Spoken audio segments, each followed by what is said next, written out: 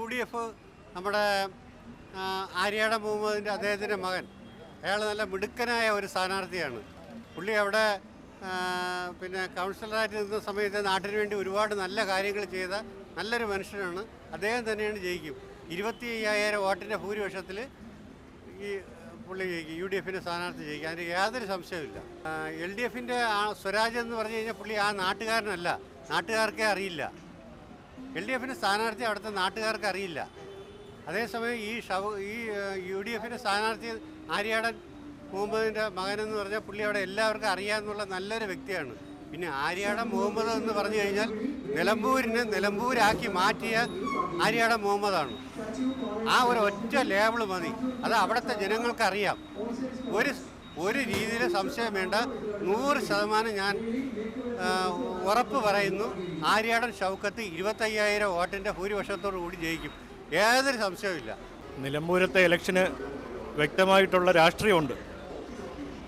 ആ വ്യക്തമായ രാഷ്ട്രീയം കണക്കിലെടുക്കുമ്പോൾ ഇപ്പോൾ ആ മണ്ഡലത്തിൻ്റെ സ്വഭാവം വെച്ച് നോക്കുമ്പോൾ UDFന് മുൻതൂക്കം കിട്ടാനൊരു സാധ്യതയാണ് എല്ലാവരും കാണുന്നത്. എന്നാലും മത്സരം അവരുടെ സാന്നിധ്യം, BJP അടക്കം എല്ലാവരും അവരുടെ സാന്നിധ്യം ശക്തമായി അവിടെ അറിയിക്കുന്നുണ്ട്. ഈ BJP സ്ഥാനാർത്ഥിയുടെ സെലക്ഷൻ അത് അതിനകത്തൊരു വലിയ പ്രാധാന്യമുണ്ട്. ക്രിസ്തീയമായിട്ടുള്ള ഒരു വോട്ടർമാരെ കണ്ടുകൊണ്ട് അങ്ങനെ ഒരു രാഷ്ട്രീയം BJPയിലേക്ക് കൂടുതൽ അടുപ്പിക്കാനുള്ള ബുദ്ധിപൂർവമായൊരു നീക്കമാണ് ഈ മോഹൻ ജോർജ് എന്ന് പറയുന്ന സ്ഥാനാർത്ഥിയെ.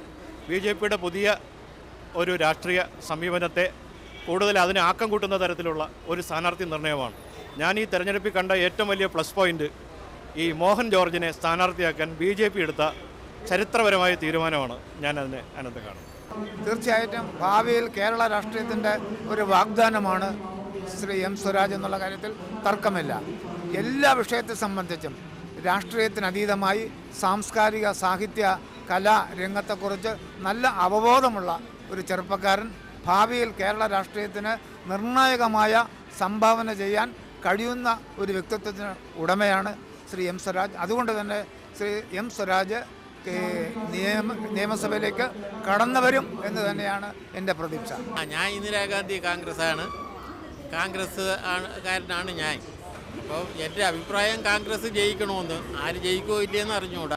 UDF സ്ഥാനാർത്ഥി ആര്യാടൻ ഷൗക്കത്ത് വിജയിക്കും.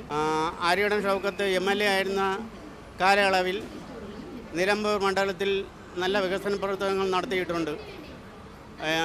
കൂടാതെ ഈ പിണറായി ഗവൺമെൻറ്റിൻ്റെ 9 വർഷത്തെ ഭരണ തകർച്ച, ഭരണം നല്ല രീതിയിലല്ല ഭരണം നടത്തിയ ജനദ്രോഹ നടപടികളും നിത്യോപയോഗ സാധനങ്ങളുടെ വില വർധനയും എല്ലാം ആ നിലമ്പൂർ ഉപതെരഞ്ഞെടുപ്പിനെ ബാധിക്കുന്നുണ്ട്.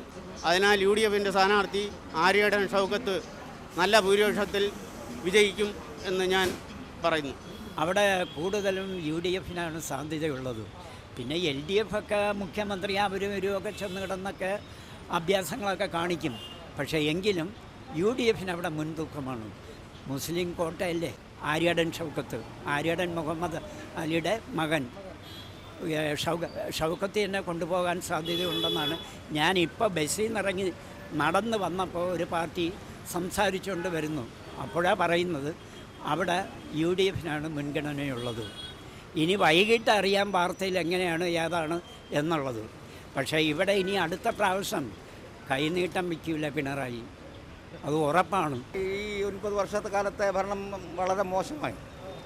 അതുകൊണ്ട് അവിടെ UDF ആണ് തൂക്കം. നമ്മുടെ ആലോചനയിൽ അങ്ങനെയാണ്. ഉമ്മൻചാണ്ടി ഇരുന്ന കാലഘട്ടം പോലെ അല്ല ഈ കാലഘട്ടം. അത് എല്ലാ ജനങ്ങൾക്കും അത് മനസ്സിലായി. ഉമ്മൻചാണ്ടി സാറിൻ്റെ മകനെല്ലാം അവിടെ ഓടി നടന്ന് പറയുന്നത് അവരാ വീടുകളിൽ ചെല്ലുമ്പോൾ അവരുടെ ആഹ്ലാദവും വലിയ സന്തോഷമൊക്കെ വലിയ ഇതൊക്കെയാണ്. അപ്പോൾ അതുകൊണ്ട് നമുക്കത് കാണുമ്പോൾ വലിയ ഒരു ഇതുപോലെയാണ്. ഒരു മാറ്റം വേണം, അല്ലാതെ ഇങ്ങനെ ഇവർ ഇരുന്നിട്ട് ഒരു കാര്യവുമില്ല. പിന്നെ നമ്മൾ ഇത്രയും കാലം ഇവിടെ ജീവിച്ചിട്ടും ഇത്ര ഒരു ഭരണം നമ്മൾ അനുഭവിച്ചിട്ടില്ല. ആര് വന്നിരുന്നാലും ആര് കുത്തിയാലും അരി വിളിക്കണമെന്നുള്ളതല്ലേ നമുക്ക്. അപ്പോൾ ആ ഒരു സംവിധാനം ഇല്ല, നമ്മളെ സംബന്ധിച്ചിടത്തോളം ഇല്ല. അതാണ് എൻ്റെ അറിവിൽപ്പെട്ടത്, അങ്ങനെയാണ്.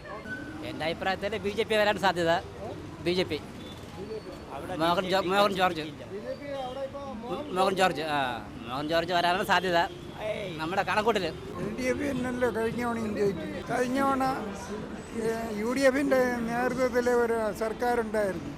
അപ്പോഴുള്ള കാര്യങ്ങളൊക്കെ അറിയാമല്ലോ എല്ലാവർക്കും. എന്തെല്ലാം ബഹളങ്ങളായിരുന്നു. അതുകൊണ്ട് LDF-ന് ഇന്ന് സാധ്യത. ഇതുവരെയുള്ള നിലപാടനുസരിച്ച് സ്വരാജ് കിട്ടാനാണ് സാധ്യത. LDF കൊണ്ടുപോകാനാണ് സാധ്യത.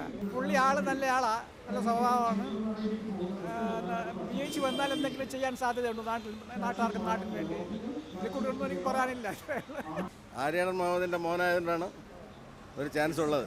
പുള്ളിയുടെ ഫാദറിൻ്റെ പേര് വെച്ചിട്ടുള്ള ഇതിലാണ് പറഞ്ഞത്. അവിടെ ഉള്ള ആൾ അങ്ങനെയുള്ള ഒരു പരിഗണനയുണ്ട്. ഭരണം LDF ആയതുകൊണ്ട് ചാൻസ്, സെക്കൻഡ് ഒരു ചാൻസ് ഇല്ലാതില്ല. LDF-ന് UDF-നെ ഉള്ളൂ ചാൻസ്. അൻവറിൻ്റെ കേസും എല്ലാം കൂടെ കിടക്കുകയില്ല. അതുകൊണ്ട് UDF വരാൻ സാധ്യതയുണ്ട്. പിന്നെ കൂടുതൽ രാഷ്ട്രീയം നമുക്കറിയാൻ പാടില്ല. പൊതുവായിട്ടുള്ള കാര്യം അതാണ്. എന്തായാലും ഭൂരിപക്ഷം കുറവായിരിക്കും. UDF ജയിക്കുള്ളൂ. ഇവിടെ മറ്റുള്ളവർ തമ്മിലടിയലും കാര്യങ്ങളല്ലേ, അല്ല അങ്ങനെയല്ലേ നടക്കുന്നത്.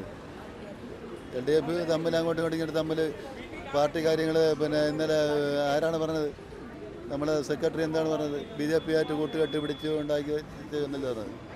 അതുകൊണ്ട് അങ്ങനെ കാര്യമുണ്ടെങ്കിൽ അവർ ആരാണ് ജയിക്കുന്നത് അവർ തന്നെ. അവർ കാര്യത്തിൽ ആ സമ്പ്രദായം തന്നെ.